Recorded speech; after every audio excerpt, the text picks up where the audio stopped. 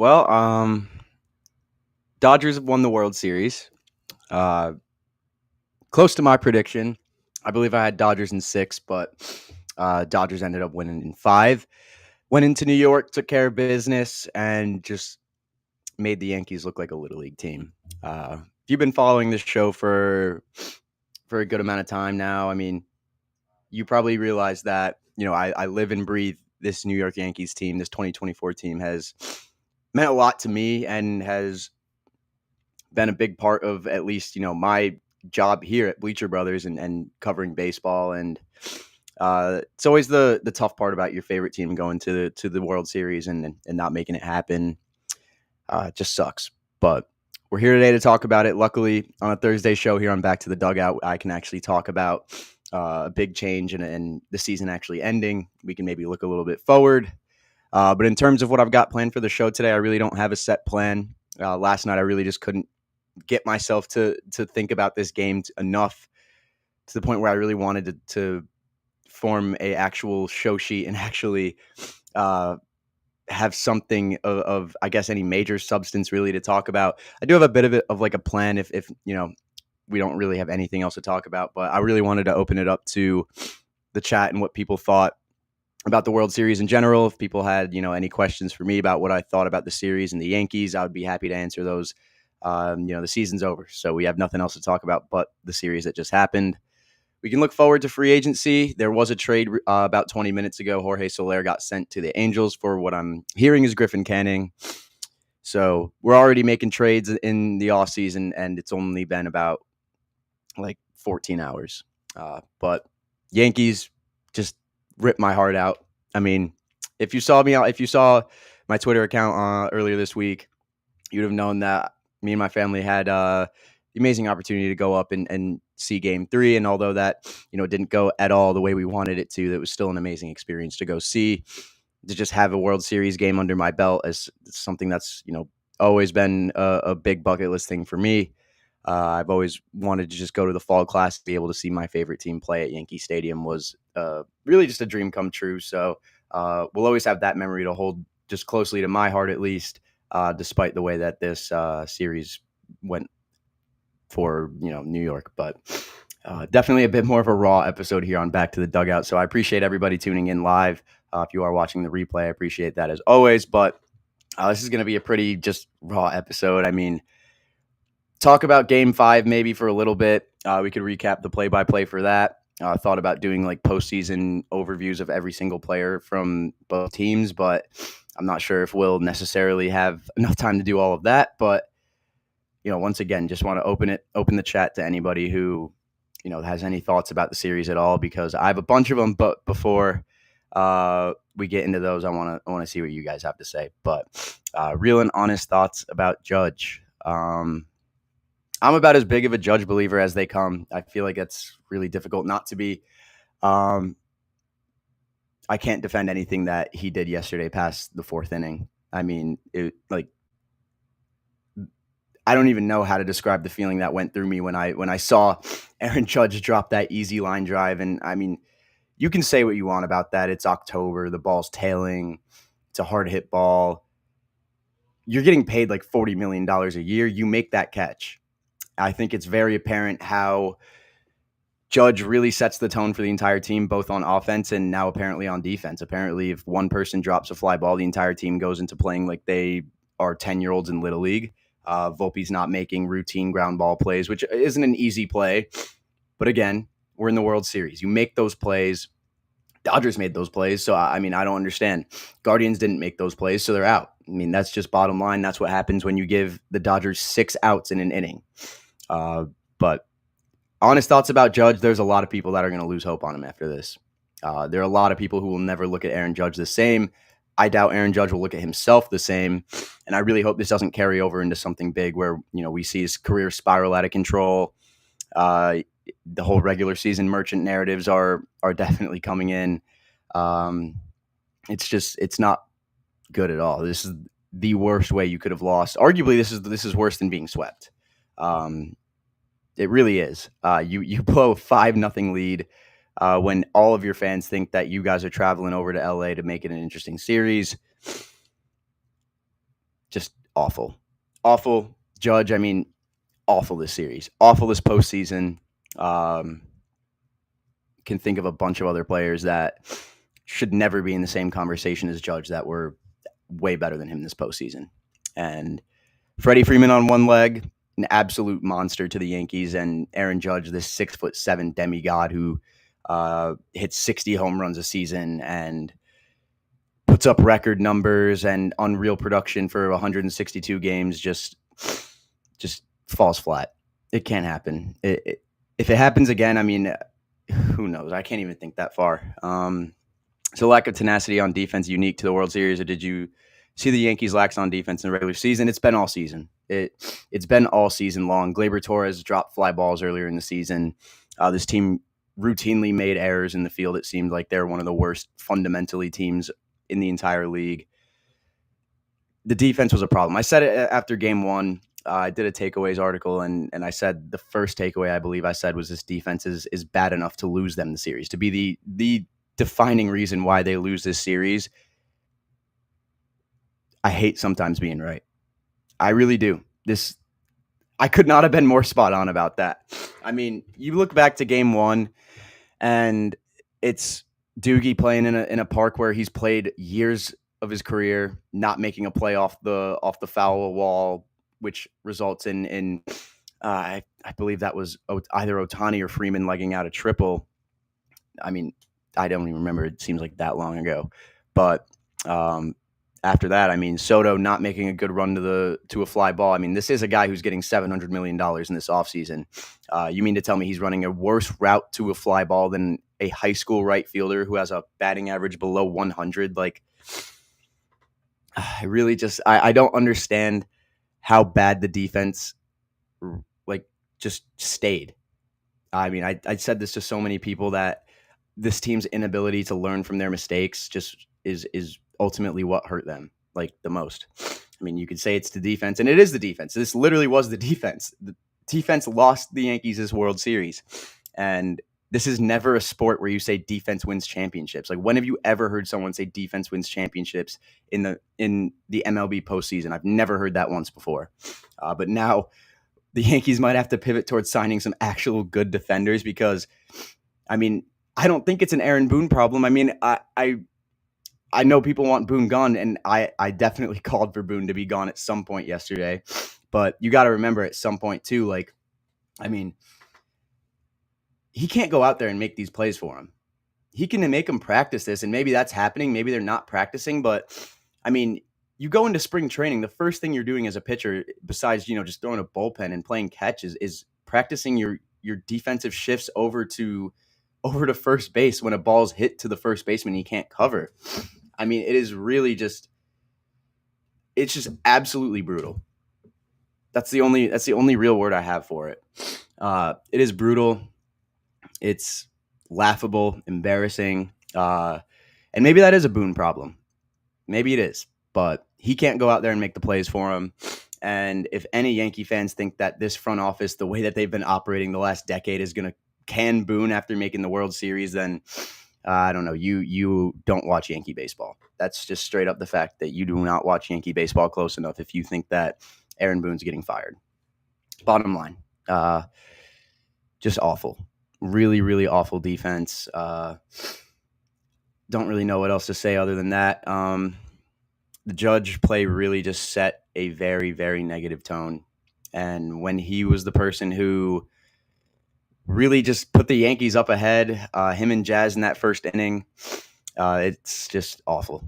It's really awful how this guy, this captain of this team, this perennial all-star, this generational right-handed hitter, someone who I've defended and still call the best right-handed hitter in baseball history, just fall completely flat and just negatively sets a just terrible tone in his team's head in the field. And then, yeah, awful. But on a more positive note, what two bright spots do you see for the Yankees going forward next year? Man, that's a tough one. That's really a tough one. Volpe would definitely be one for me. I feel like let's just look at his stats this postseason, just to kind of put into perspective, Volpe definitely put it together there in the World Series. I know that last at bat was terrible, but I mean in the postseason in general, he hit 286. He got on base at a 407 clip. And he had an 815 OPS. He was great. So I definitely think he's going to be a bright spot. I think compared to the postseason, the regular season will be like a cakewalk for Volpe, and I hope that hopefully he can shine in the regular season next year, earn his first All-Star selection like we thought he was going to get this year, maybe earlier on. But I think he's going to be a very bright spot of this team next year. I think he's going to really take the experiences from this World Series and from this loss, and I think he's going to really hold it close to him for the rest of his life, like he said. But that's one bright spot. In terms of other bright spots, what can we really say? Seriously, what can we really even say? I mean, right now, the words bright spot and New York Yankees just don't really intertwine for me. I'd like to say Cole. He's got an opt-out, and I think the Yankees will most likely just pick up that 10-year from what I've been, the 10th season or whatever, from what I've been seeing the buzz around, Yankee Twitter or whatever. But I really just – Volpe's really the only bright spot. After the postseason Wells had, I don't know if I can say Wells is a good enough consistent bat to hold down a catching spot for a season. I mean, I just don't know. I would definitely say Volpe. I loved what he did in this postseason. I loved what he did in this series. I really think he's just one of the brightest spots of this team. And that's pretty much it. Other bright spots, I mean, if Juan Soto comes back, that's an obvious one. Obviously, Aaron Judge is Aaron Judge. We hope that he comes back to his true form and puts this behind him, but I don't feel like that's the case. Stanton was an absolute rock star too. I mean, he hit just so many home runs. I believe he hit the most home runs in Yankees franchise history in the postseason, and they fell that flat. I mean, they really, I don't know. I'd say Stanton and Volpe, honestly. I'm excited to see what Stanton does next year after the postseason he had, after, honestly, the pretty solid season he had in general. I'd be pretty excited about that. Thoughts on Ohtani? I mean, he's hurt. I'm not trying to make excuses.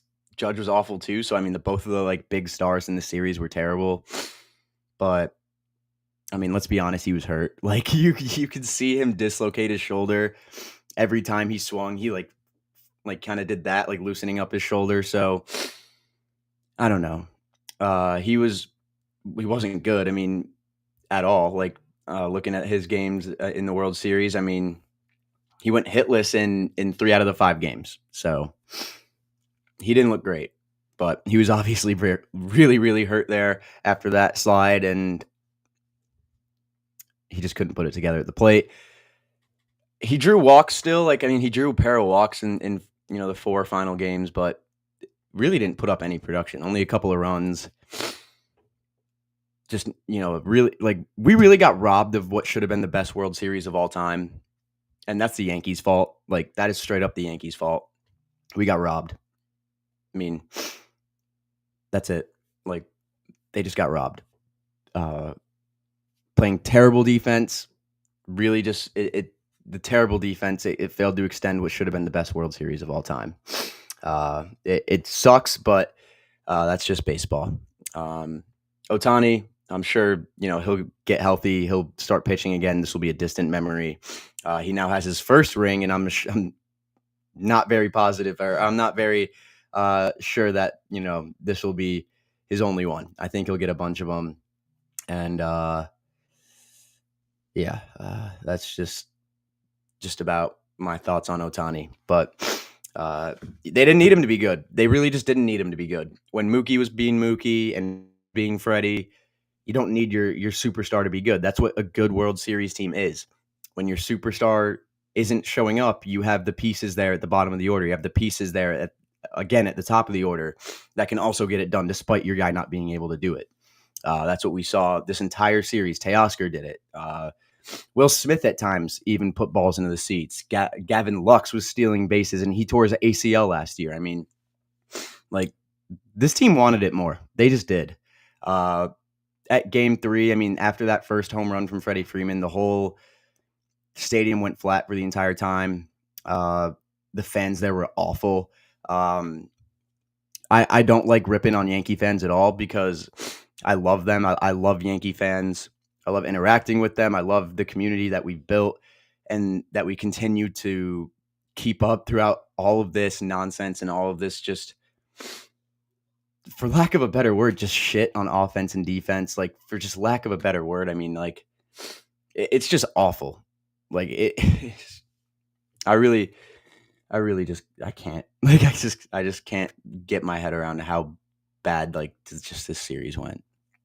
I mean, and how bad just the fans that were there were acting. I mean, let's talk about the Mookie Betts fan interference a little bit, because I feel a bunch of different ways about this. Like a bunch of different ways about this, because why am I seeing these guys that are just clowns? Honestly, they're just clowns. I mean, and I don't want these guys, like, they're getting 15 minutes of fame right now. They're going on Barstool, like, which, I mean, a lot of people are going to have a lot of thoughts about regardless, but I mean, going on Barstool for getting kicked out of a World Series game, like, come on.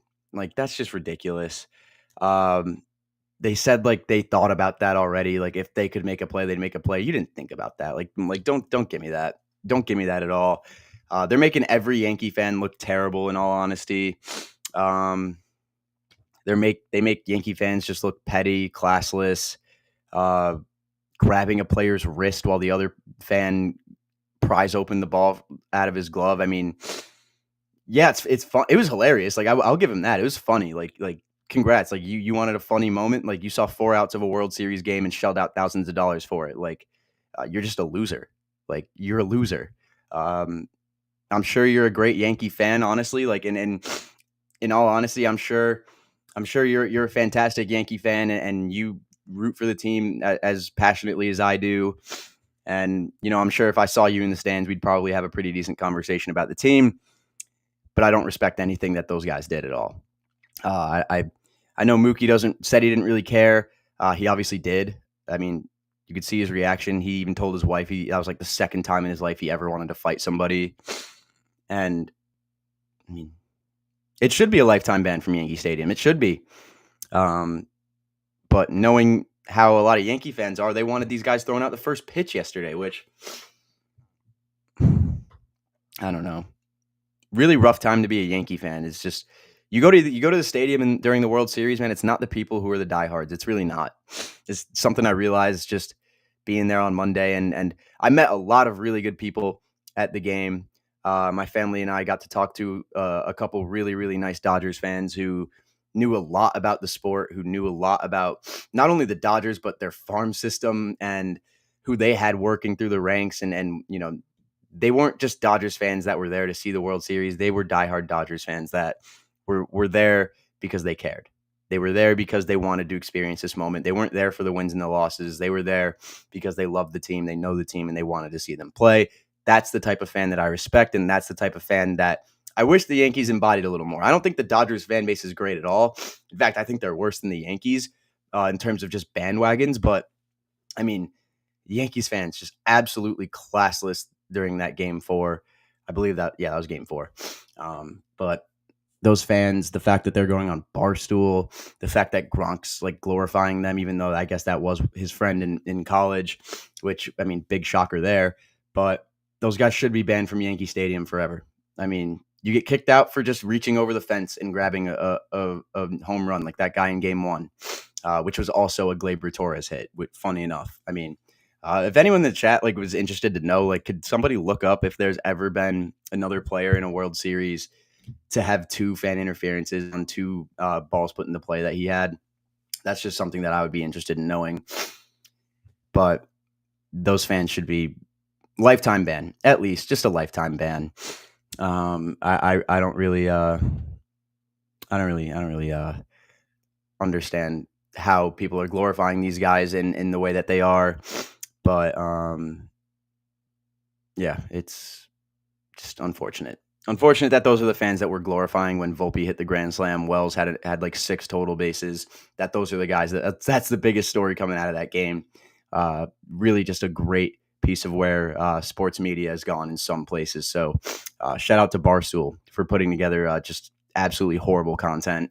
Um, would really not be too unhappy if I never saw Barstool baseball content again.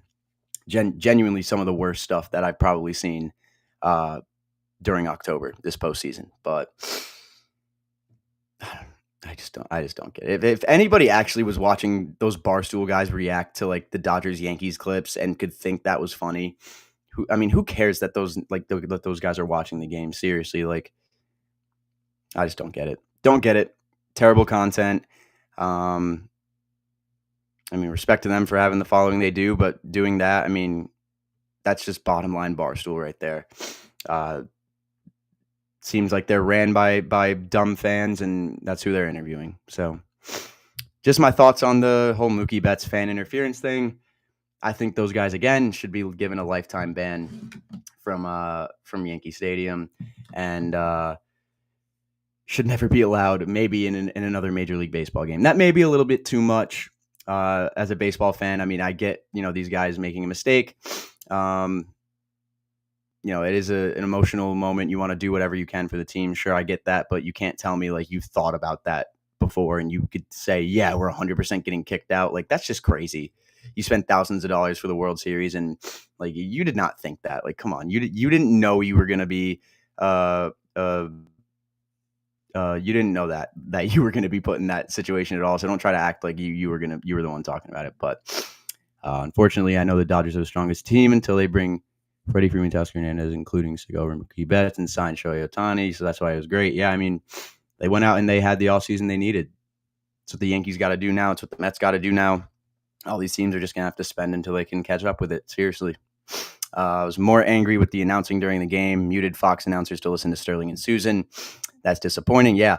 The broadcast was horrible. Like, seriously horrible. I think Smoltz it multiple times. Didn't even call pitches right.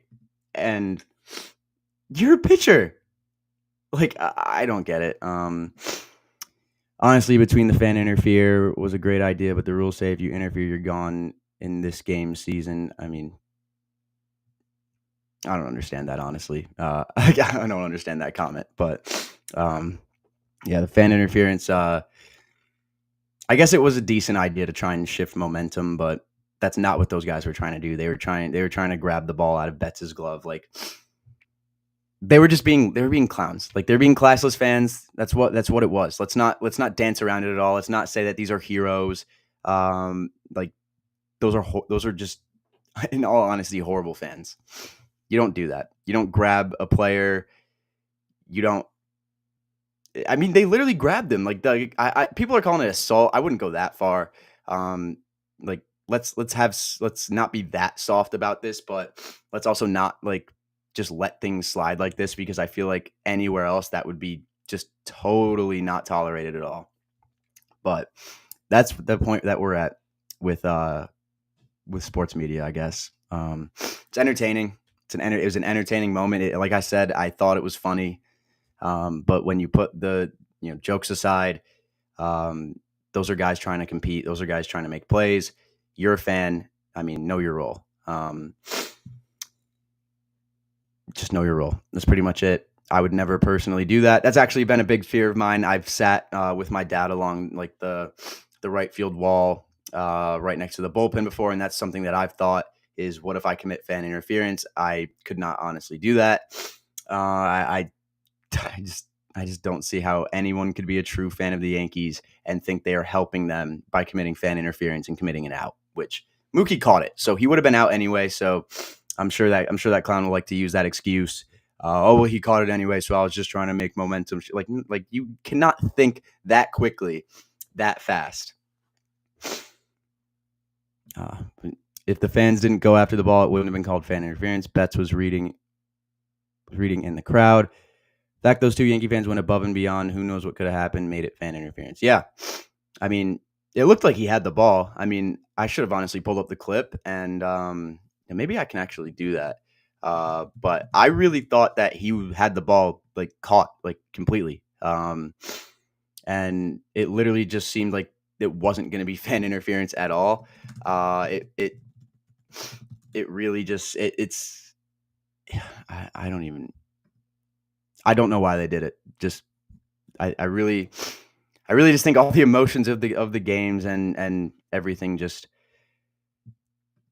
came crashing down for those there. But I'm trying to get this clip because maybe we can, before we go into a quick break here, just take a look at this and uh, maybe just talk about it a little bit more, and we can kind of at least take a look at it, all of us.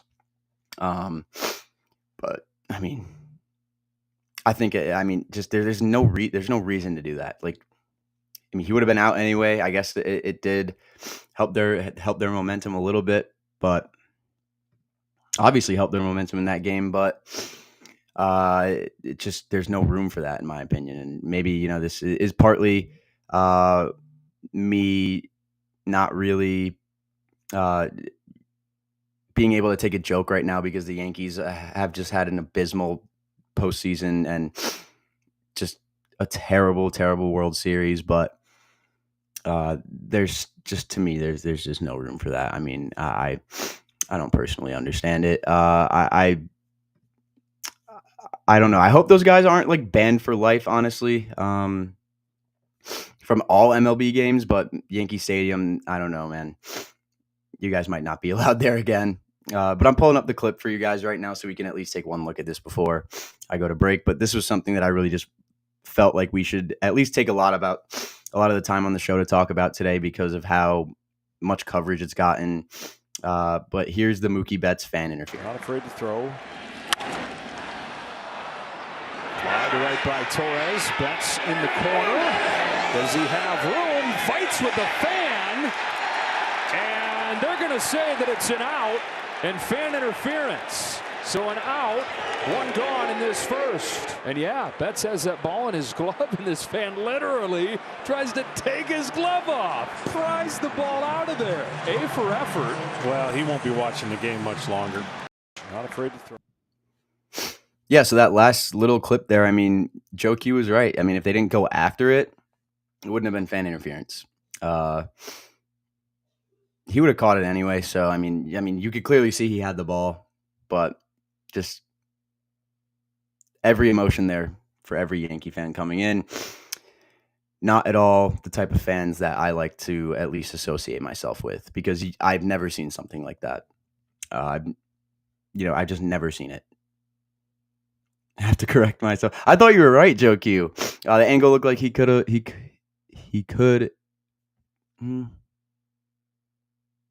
I don't know. That last camera angle, I mean, I kind of agree. They really didn't have to go after that necessarily at all. And he had it. Like, it was a great catch. He was coming down with it, and they were just trying to pry it out of his glove. I don't know. I feel like you're right about that. The Yankees know exactly the team. They are not. The Yankees know exactly the team are not the same when they sign between those. Yeah. They have missing pieces for sure. We'll talk about that a little more in the second half. But I just wanted to make sure that I could at least show you guys that clip before we did. Sorry for a bit of just like a flat episode today. I mean, a bit more of a raw and flat episode. I usually have graphics and other stuff pulled up, but this is more of a rant day, more of a discussion based day. And I appreciate all you guys supporting and leaving stuff in the chat, because it's driving this discussion, and it's making me not have to go into what I actually had planned for today. So, which was, I don't think, nearly as exciting as or nearly as, I guess, important as what we're talking about right now. But I'm going to take a quick break here on the Bleacher Brothers Sports Network. We're going to move into the bottom half of the hour, and we're going to talk a little bit more about what the Yankees need to do maybe to get back, answer that last comment a little bit. And we'll be back to talk about how the Yankees, I guess, move forward, what pieces they could maybe add, answer some more of your questions. So if you've got any, leave them down in the comments during the break, and I'll answer them as soon as I get back. But I'm going to take a brief 2-minute break here on the Bleacher Brothers Sports Network. But you are watching Back to the Dugout, as always, here on Thursday afternoon, also on Mondays.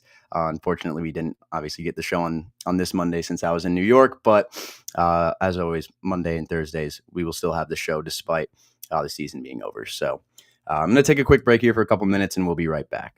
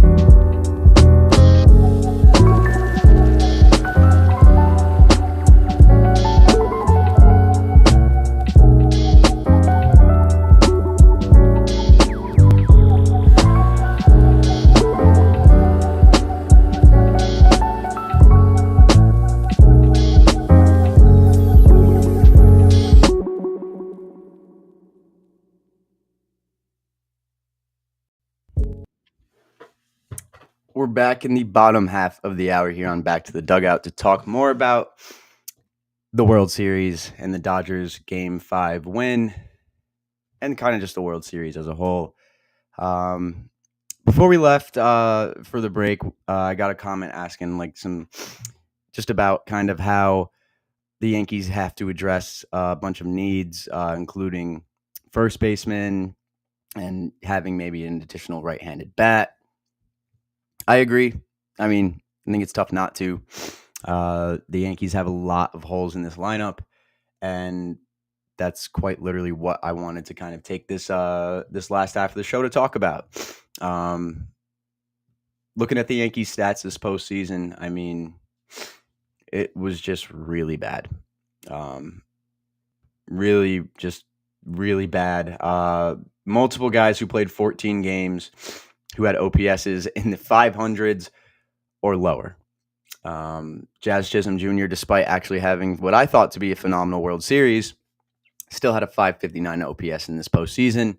Austin Wells, 14 games played, 50 at-bats, a 120 batting average, 460 OPS. He was a free out other than that game 4. Literally just was like swinging like a piece of string, it looked like. Just awful. I believe he had 22 strikeouts to 4 walks. Jazz, 14 strikeouts to 4 walks. Judge, 20 strikeouts to 11 walks. I mean, like, looking at those stats, would you have believed that that team really had any shot? No. That's why I really didn't think they were going to win. The Dodgers were clearly the better team. Better teams take advantage of mistakes and don't make mistakes of their own. And even when they made errors, they made up for them. So, yeah, I really don't have much else to say about this. I mean, I really don't know. Steven, thank you. We got the first trade of the season. Jorge Soler, like I already mentioned, went to the Los Angeles Angels for what I think is still just Griffin Canning. I'm going to just check to see if Passan has any updates on that. No, don't see any updates. All right.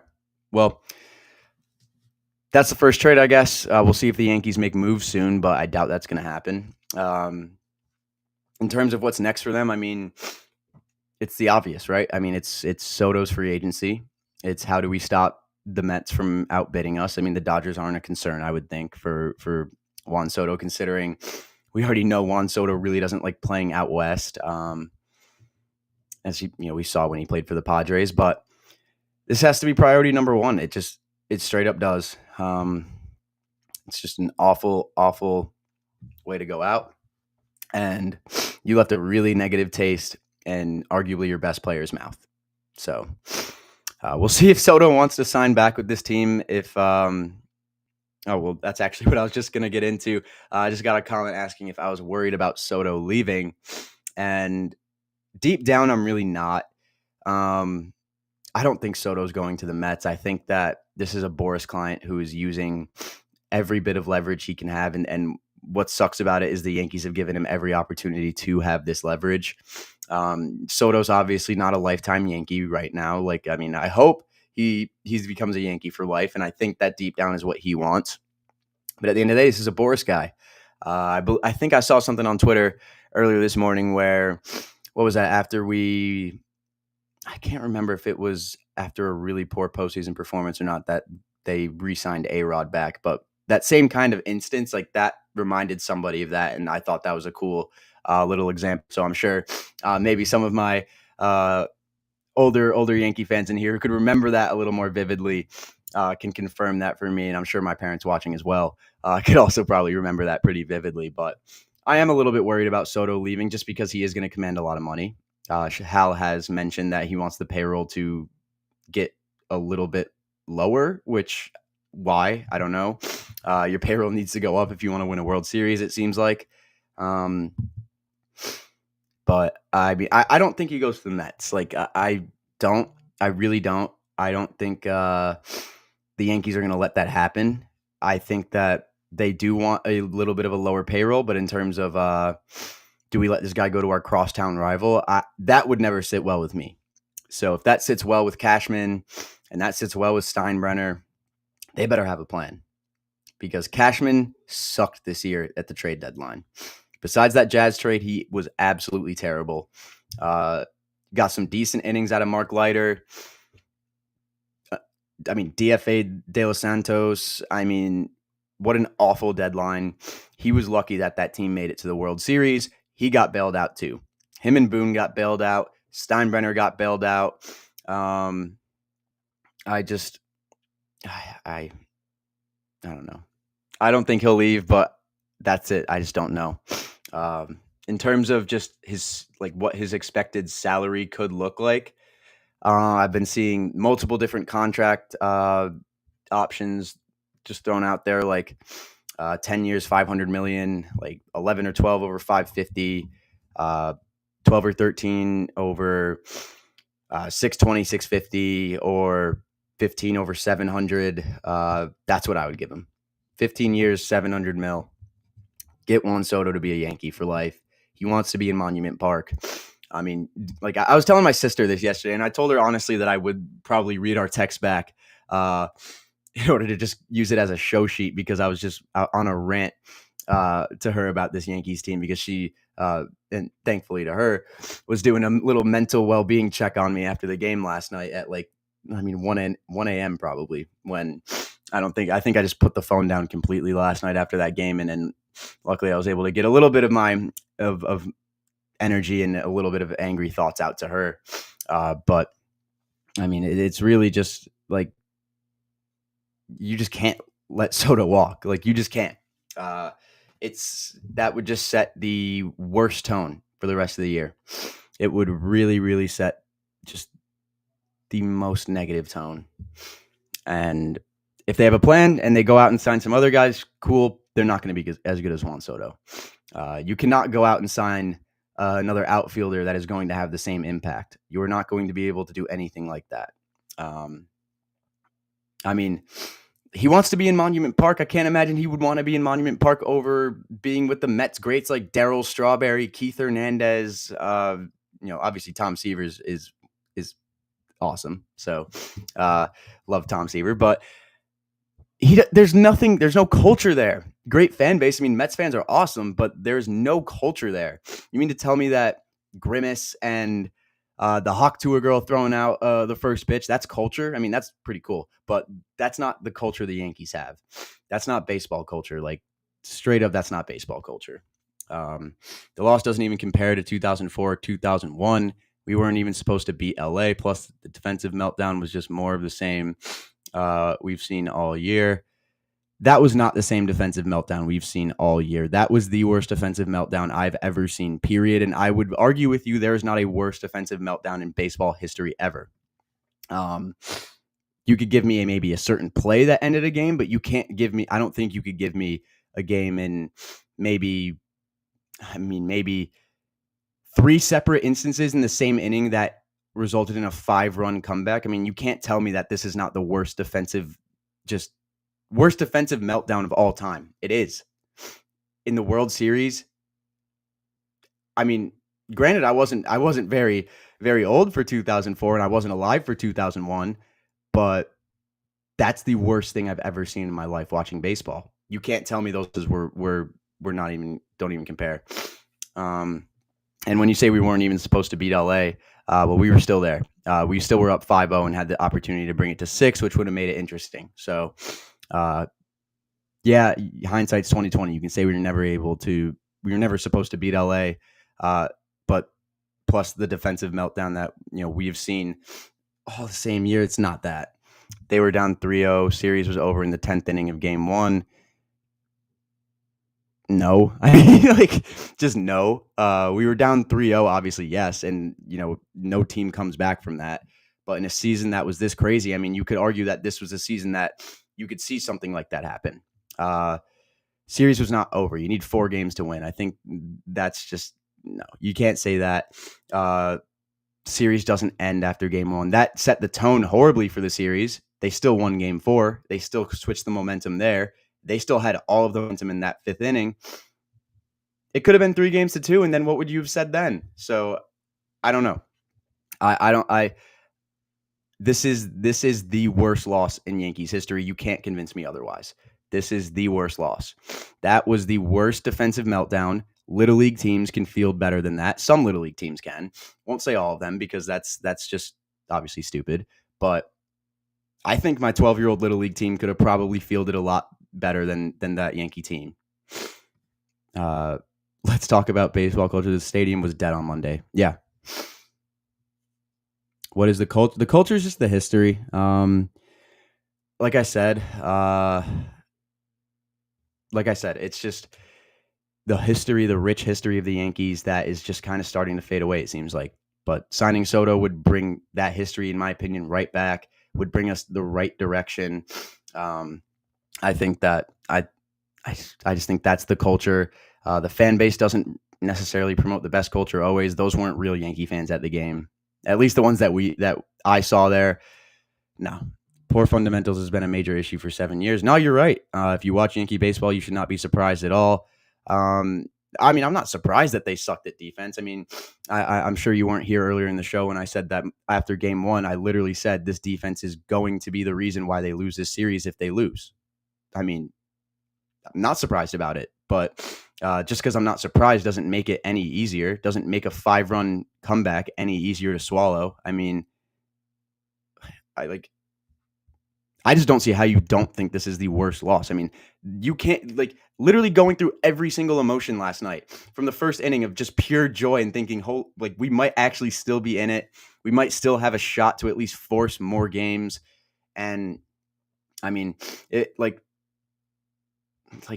you honestly just were giving up after Game 1, I mean, you shouldn't have been watching that World Series either way.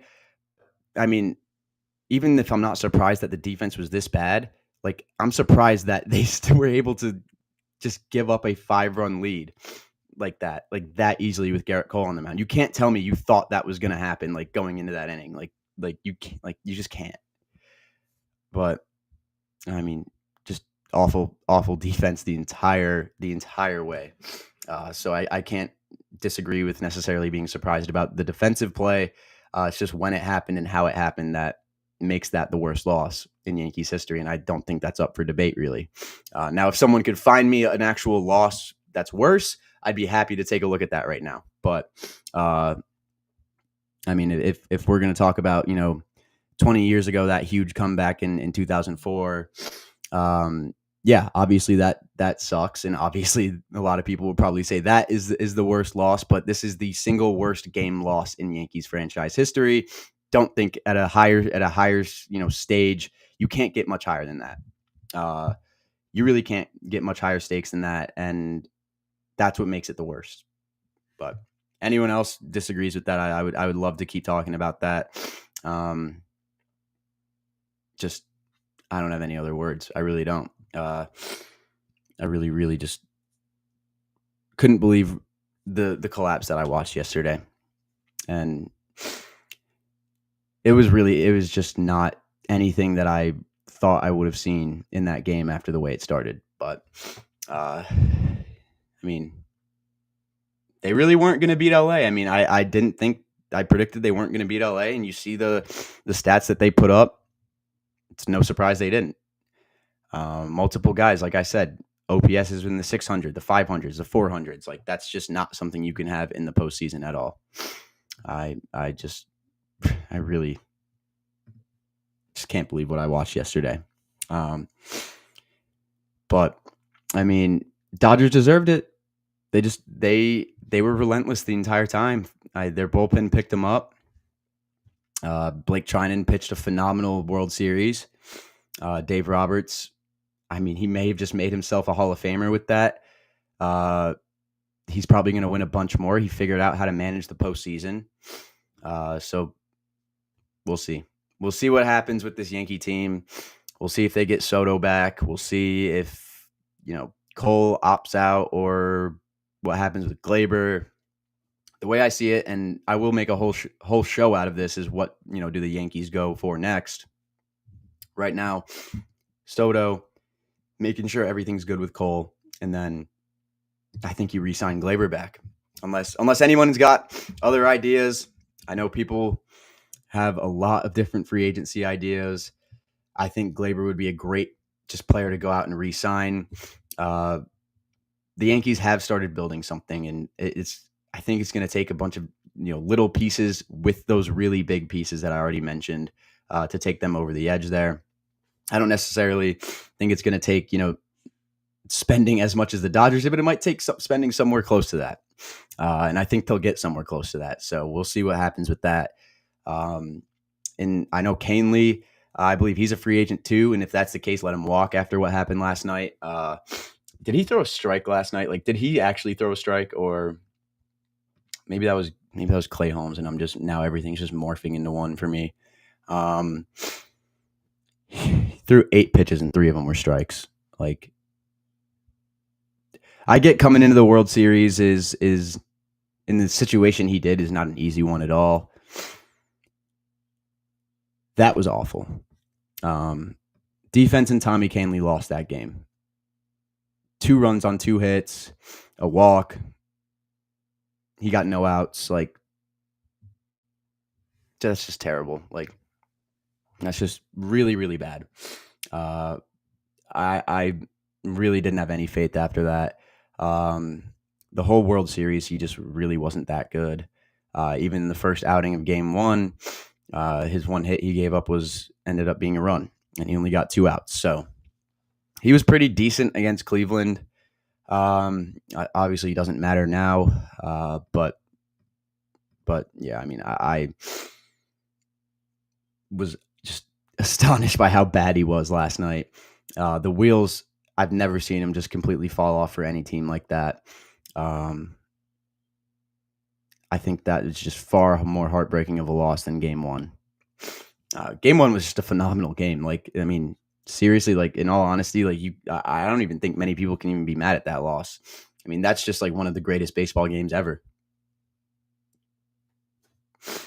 I mean, anything else? Like, anybody got anything else? Because I've got really nothing else, unless we want to do a quick betting recap of how the World Series went. I don't know where else to go from here, really. Just Absolutely awful. Do the Yankees move Judge out of center field if Soto doesn't sign back? I mean, that's the only way I see it happening. They would probably go after another center fielder, or they would probably I don't know if Dominguez could play there, or if Trent Grisham's going to be back on the team next year. Jazz also can play center field, so there is that. They could retool the infield a little bit. So there's a number of different ways that the Yankees could go with this, but I would rather them not plan for Soto leaving. So to answer that, I'm just going to say no. I expect Judge to be the center fielder next year. I expect Soto to be the right fielder, and I expect Jason Dominguez to be the left fielder. So that's just the outfield that I expect one day out from the World Series. I don't think that's a very hot take. I think most Yankee fans would say that. That would be a pretty successful outfield. If we can't re-sign Soto, I mean, let's try and get someone like Anthony Santander to fill that gap or something. But again, nobody's going to be able to fill that role. So final thoughts on Luke Weaver. It sucks seeing what he did yesterday because I know that's not Luke Weaver. He was just gassed. I mean, 3 games in a row. You put him out there when you did, and thankfully Mesa pitched that last inning of Game 4, and Weaver didn't have to go finish that. But Weaver just looked gassed, and I mean, he gave us so much. He gave us everything, and he was so good the entire postseason. Obviously besides that one loss to Cleveland, but I mean, Luke Weaver earned a fan for life out of me. He changed the course of his career. He stepped up in an extremely big way when the Yankees needed it the most in a lot of games in this postseason. This loss is not on him. It's on Tommy Kahnle and the defense. That's bottom line. It's on the defense. And if you want to blame Boone for that, go ahead. Again, he can't make those plays, but he can make sure that the team is fundamentally sound, which is also, again, not something that he can necessarily control. He can just devote an amount of time to it, which I'm sure he does. If you saw the post-game presser, you would have seen how heartbroken he was, how much he obviously cares. I love the guy that is Aaron Boone. I just don't love the in-game decisions a lot. I think he gets too cute with it. It's sometimes a little too analytical, and it hurts the Yankees sometimes. But this season, I don't think, up until really the postseason, it was that bad. So I thought him throwing Luke Weaver out there was really the best shot at winning, and it wasn't written in the stars. It really wasn't, because the defense let you down. Bottom line. That's about everything I got for you guys today. I mean, unless we've got some more questions, I'd be happy to take some more for the rest of the 5 minutes. I really like the discussion that we've had. I don't think I've ever had this many comments on a single episode, but I honestly am not surprised, being that, this is the biggest game in baseball this season. Not surprised at all that we're getting a good amount of discussion out of this. So if you've got any more questions, anything else, you disagree with any of my takes, please let me know, because I love, just debating in general. So if you disagree, you hate the takes that I'm saying, please let me know. I'm more than willing to explain myself more and explain my thought process as to how I've came about a lot of these things for the New York Yankees. But I saw a take about Bregman I actually want to go back to. Stephen, I think you actually brought this up. Also, we got to wonder where Alex Bregman will go to. That is a really interesting point. I don't really think he's going back to the Astros. So this will be very interesting. I don't think he'll go to the Yankees. I think that's, pretty easily said.